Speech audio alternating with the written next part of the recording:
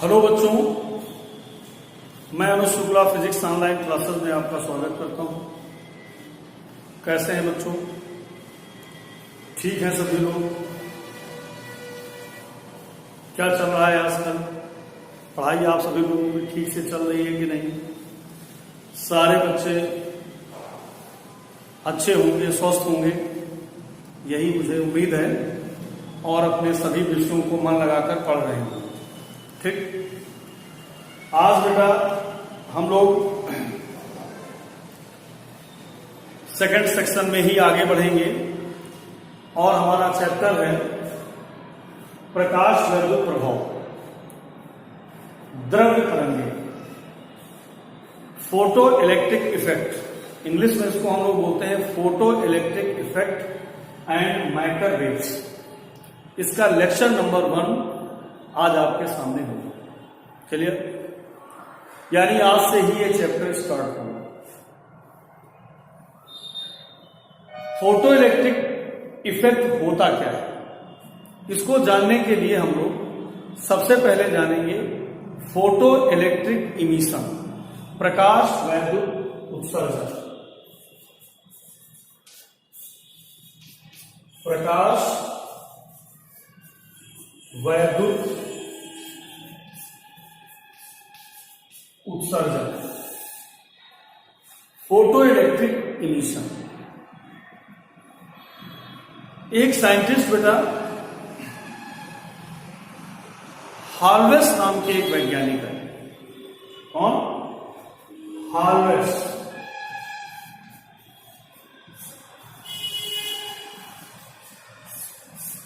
एक हार्वेस नाम के साइंटिस्ट, इन्होंने ही फोटो इलेक्ट्रिक इमिशन की फिनोमेना को, इसकी घटना को समझाया। इन्होंने कहा कि अगर हम एक कांच का गोलाकार बल्ब ले लें और उसके भीतर वैक्यूम प्रोड्यूस कर दें, यानी निर्वात उत्पन्न कर, इस प्रकार से ये कांच का गोलाकार बल्ब ले लिया जाए और इसके भीतर वैक्यूम प्रोड्यूस कर दिया जाए, यानी निर्वात उत्पन्न कर दिया जाए, अर्थात इसके भीतर की हवा को बाहर निकाल दिया जाए, और इसके भीतर दो धातु प्लेटें लगा दी जाए, P1 एंड ये दो मेटेलिक प्लेट हैं, धातु प्लेटें हैं जो इसके अंदर लगा दी जाए। ठीक, जो प्लेट P1 है इसका संबंध है बैटरी के नेगेटिव से, और जो प्लेट P2 है इसका संबंध है बैटरी के पॉजिटिव पोल से कर दिया है, और साथ में यहां पर एक धारामापी लगा दिया है, गैल्वेनोमीटर। धारामापी धारा के विक्षेप को पढ़ता है, साथ में यहां पर एक कुंजी लगा दी है, ये -1। अब जैसे ही ये कुंजी ऑन की गई तो बैटरी की धारा प्लस प्लेट से चलती है। ऐसे ही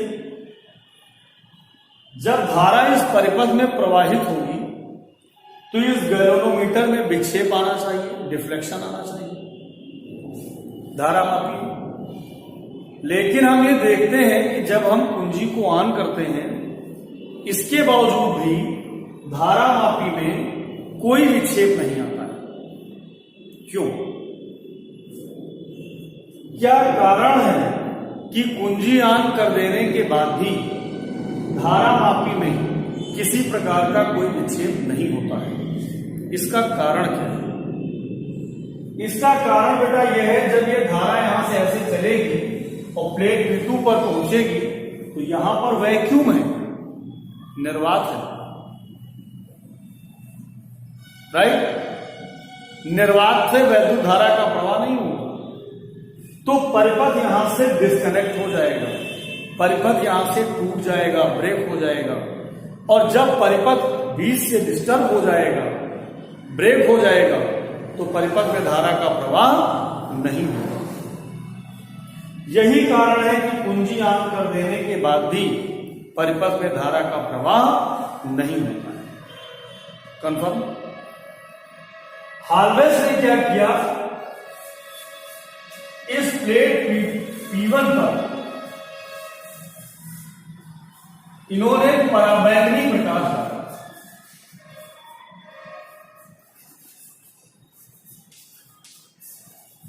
अगर हमारे पास पराबैंगनी प्रकाश ना हो तो केवल हम बैंगनी प्रकाश को भी डाल सकते हैं, वायलेट लाइट भी डाल सकते हैं। चलिए, केवल वायलेट लाइट भी इस पर डाली जा सकती है। जैसे ही बेटा ये प्लेट P1 पर प्रकाश गिरा, प्रकाश के गिरते ही तुरंत गैल्वेनोमीटर में विक्षेप आ गया, अर्थात परिपथ में क्या बहने लगी? धारा। परिपथ में क्या बहने लगी? धारा। परिपथ में धारा का प्रवाह शुरू हो गया। ये घटनाक्रम हाल्वेस ने बताया। हाल्वेस से पूछा गया कि ये बताइए कि आखिर प्रकाश में ऐसी क्या खास बात थी कि प्रकाश गिरते ही परिपथ में धारा प्रवाहित होने लगी। कुछ ना कुछ तो खास बात प्रकाश में नहीं हो, जिस कारण से परिपथ में धारा प्रवाहित होने लगी। हाल्वेस ने इसका कोई जवाब नहीं, हाल्वेस ने इसका कोई उत्तर नहीं। राइट। इसकी व्याख्या फिर टॉमसन नाम के वैज्ञानिक ने की। जे टॉमसन बाद में आए, उन्होंने इसकी एक्सप्लेनेशन। ठीक। उन्होंने बताया कि जब ये प्रकाश इस प्लेट P1 पर आकर गिरता है तो प्रकाश किसके रूप में चलता है। अब ये टॉपिक बेटा यहां पर थोड़ा सा गंभीर हो जाता है। अब हमें प्रकाश की सारी परिस्थितियों की जानकारी करनी पड़ेगी। राइट। जब हम प्रकाश की सारी जानकारियों को डिस्कस करेंगे तो प्रकाश को अभी तक हम लोग ये मानकर चल रहे थे कि प्रकाश तरंगों के रूप में चलता है, लेकिन अब यहां से प्रकाश के इस स्वरूप को परिवर्तित करना पड़ेगा। प्रकाश फोटानों के रूप में चलता है। ये प्लांक नाम के एक साइंटिस्ट ने इस घटना को बताया। यहीं से मॉडर्न फिजिक्स का जन्म हो जाता है, आधुनिक भौतिकी का जन्म हो जाता है।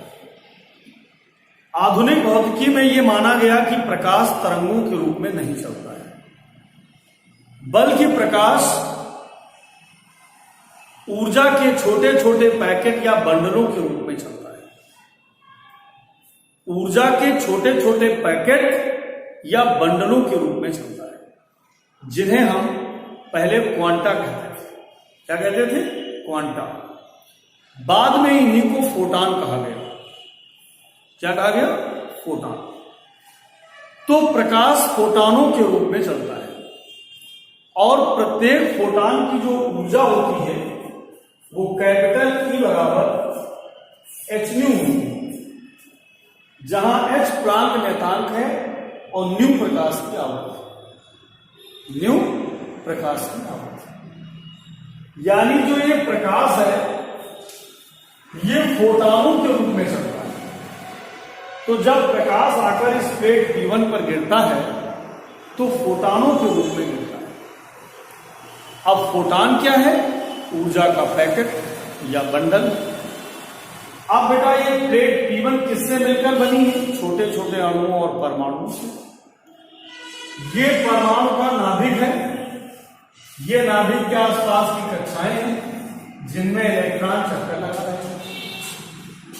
जब ये फोटान यहां से आता है और इस धात्विक प्लेट पे गिरता है तो किसी परमाणु पे इंसिडेंट करता है और अपनी सारी ऊर्जा h न्यू ये किसी एक इलेक्ट्रॉन को ट्रांसमिट कर देता है, स्थानांतरित कर देता है। ये प्लांक ने बताया। जब ये अपनी सारी एनर्जी इस इलेक्ट्रॉन को स्थानांतरित कर देगा तो इलेक्ट्रॉन की एनर्जी बढ़ जाएगी। वैसे तो ये इलेक्ट्रॉन इस नाभिक के आकर्षण से बना हुआ कक्षा में परिक्रमण करता रहता है और इस बात की चेष्टा करता रहता है कि हमको कहीं से अगर एनर्जी मिल जाए, ऊर्जा मिल जाए, तो हम उस ऊर्जा को ग्रहण करके नाभिक के आकर्षण से मुक्त हो जाए। क्योंकि आप जानते हो कोई भी चाहे ह्यूमन बॉडी हो, कोई किसी के बंधन में नहीं रहना चाहता। रहना चाहता है? आप किसी के बंधन में रहना चाहते हैं? आप भी यही कोशिश किया करते हैं कि हम बंधन से मुक्त हो जाएं। ऐसे ही ये इलेक्ट्रॉन भी इस बात की बेटा कोशिश करता रहता है कि हम बंधन से मुक्त हो जाएं, लेकिन वे मजबूर था, इसके पास इतनी एनर्जी नहीं थी कि ये नाभिक के आकर्षण के विरुद्ध कार्य करके कक्षा से बाहर हो पाता। लेकिन तब तक इस पर एक प्रकाश फोटान गिरा, और वो प्रकाश फोटान जैसे ही गिरता है वो अपनी सारी एनर्जी इस इलेक्ट्रॉन को ट्रांसमिट कर देता है, स्थानांतरित कर देता है। इलेक्ट्रॉन इस ऊर्जा का उपयोग, जो फोटान की ऊर्जा को अडॉप्ट करता है, ग्रहण करता है, इसका उपयोग वो दो कार्यों में करता है। यानी जो hν एनर्जी, सपोज कीजिए hν का मान 10 जूल है और इस इलेक्ट्रॉन ने इस 10 जूल एनर्जी को अडॉप्ट कर लिया, तो ये इलेक्ट्रॉन इस 10 जूल ऊर्जा का उपयोग दो कार्यों में करता है। एक तो इस नाभिक के आकर्षण से मुक्त होने में करता है, सरफेस तक आ जाता है, कक्षा से निकलकर बाहर पृष्ठ तक आ जाता है। तो वह ऊर्जा जो किसी इलेक्ट्रॉन को नाभिक के आकर्षण से मुक्त करने में, उत्सर्जित करने में, पृष्ठ तक लाने में खर्च होती है, वह कहलाती है कार्यफलन। W से रिप्रेजेंट करते हैं। मान लीजिए कितने जूल खर्च हो गई? 3 जूल। 3 जूल एनर्जी इन्वेस्टमेंट हो गई, खर्च हो गई इलेक्ट्रॉन को नाभिक से के आकर्षण से मुक्त कराने में, यानी उत्सर्जित कराने में।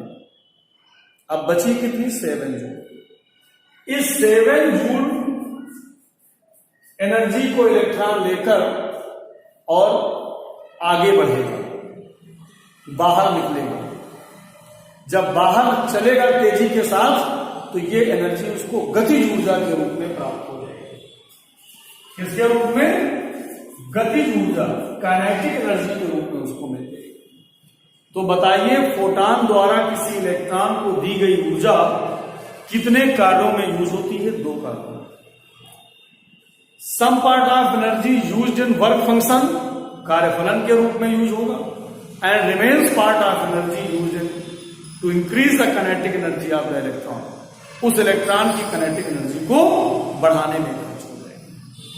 तो बताइए, जो एनर्जी इसने अडॉप्ट की, वो एनर्जी कितनी चीजों में इन्वेस्टमेंट हुई? 2 चीज। कंफर्म? तो अब बेटा जैसे ये प्रकाश फोटान यहां गिरा, तो उसने यहां से इस प्लेट से इलेक्ट्रॉनों को कहां निकाला? बाहर। और वो इलेक्ट्रॉन बाहर निकलकर गतिज ऊर्जा लेकर तेजी के साथ आगे बढ़ा। अब ये इलेक्ट्रॉन जब आगे बढ़ेंगे तो ये प्लेट थी पॉजिटिव, अगर ये प्लेट पॉजिटिव थी तो ये प्लेट P2 इन इलेक्ट्रॉनों को अपनी ओर आकर्षित करेगी। अतः प्लेट P1 से P2 पर इलेक्ट्रॉनों का अभिगमन, माइग्रेशन शुरू हो जाएगा, और इलेक्ट्रॉनों के चलने की विपरीत दिशा में किसकी दिशा होती है? धारा। जब इलेक्ट्रॉन P1 से P2 प्लेट पर जाना शुरू करेंगे, तो धारा P2 से P1 पर बहना शुरू करेगी, और इस प्रकार जो इनके बीच निर्वात था वो परिपथ पूरा हो गया और परिपथ में धारा बह गई। बात समझ में? तो ये जो इलेक्ट्रॉन निकले वो किसके प्रभाव से निकले? प्रकाश के प्रभाव से निकले कि नहीं? तो जब किसी धात्विक प्लेट पर प्रकाश डाला जाता है, तो उस धात्विक प्लेट से इलेक्ट्रॉनों का उत्सर्जन होने लगता है। तो प्रकाश के प्रभाव से किसी धात्विक प्लेट से इलेक्ट्रॉनों के उत्सर्जन की घटना को ही हम प्रकाश वैद्युत उत्सर्जन कहते हैं। क्या कहते हैं? प्रकाश वैद्युत उत्सर्जन। परिभाषा फिर से सुनिए। प्रकाश वैद्युत उत्सर्जन किसे कहते हैं? प्रकाश के प्रभाव से किसी धात्विक प्लेट से इलेक्ट्रॉनों के उत्सर्जन की घटना को प्रकाश वैद्युत उत्सर्जन कहते हैं, फोटो इलेक्ट्रिक इमिशन कहते हैं, और इस प्रभाव को प्रकाश वैद्युत प्रभाव कहते हैं। राइट? समझ में आया सबको? तो ये बेटा डायग्राम बनाने की जरूरत है।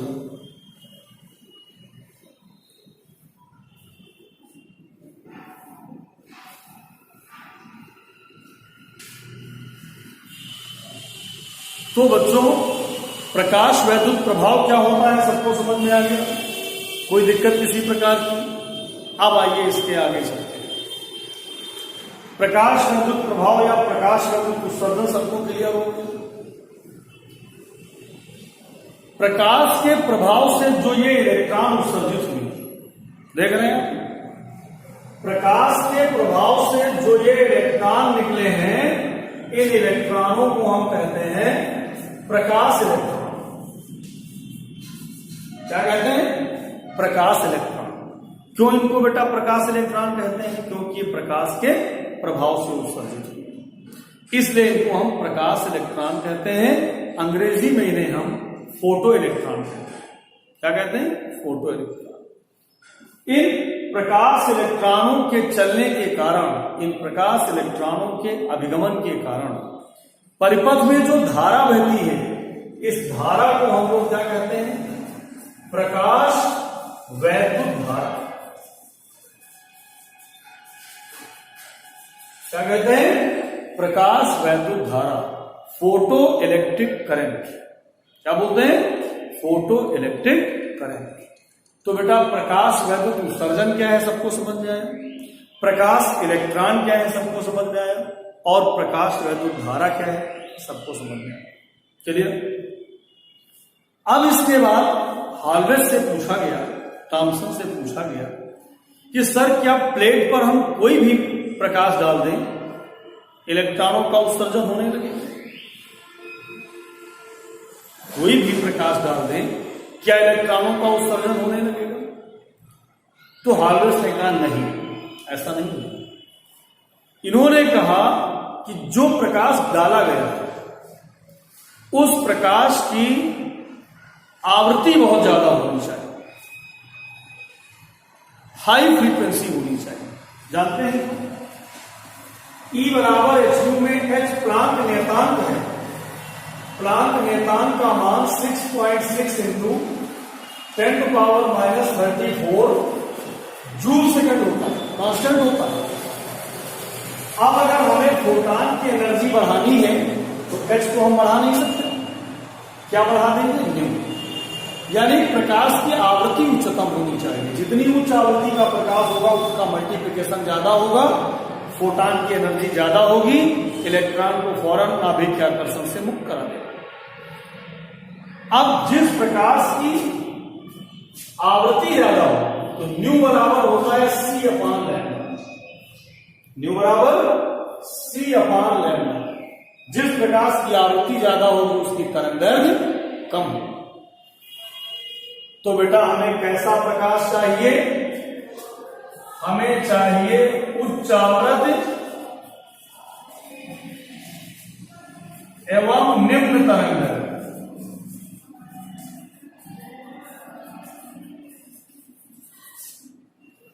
यानी प्रकाश वैद्युत उत्सर्जन की घटना के लिए उच्च आवृत्ति और निम्न तरंगदैर्घ्य का प्रकाश अधिक प्रभावी होता है, मोर इफेक्टिव होता है। ये ऑप्शनल है, बहुविकल्पी है, वेरी मोस्ट इंपॉर्टेंट, पेपर में तमाम बार आया है ये कि प्रकाश वैद्युत उत्सर्जन की घटना के लिए किस प्रकार का प्रकाश उपयोगी होता है। 4 विकल्प दिए जाएंगे: उच्च आवृत्ति, उच्च तरंगदैर्घ्य, निम्न आवृत्ति, निम्न तरंगदैर्घ्य, निम्न आवृत्ति, उच्च तरंगदैर्घ्य और उच्च आवृत्ति, निम्न तरंगदैर्घ्य। तो बहुत सोच समझकर उत्तर देना है। उच्च आवृत्ति और निम्न तरंगदैर्घ्य का प्रकाश प्रकाश वैद्युत उत्सर्जन की घटना के लिए अधिक प्रभावी होता है। Is it right? तो बेटा आज का हमारा ये वीडियो आप सभी बच्चों को अच्छा लगा होगा। सारी चीजें पॉइंट टू पॉइंट आपको अच्छे से समझ में आई होंगी, राइट? सारे बच्चे इसको नोट करेंगे और अपनी कॉपी में नोट्स तैयार करेंगे, बनाएंगे और उनको अच्छे से तैयार करेंगे, याद करेंगे, राइट?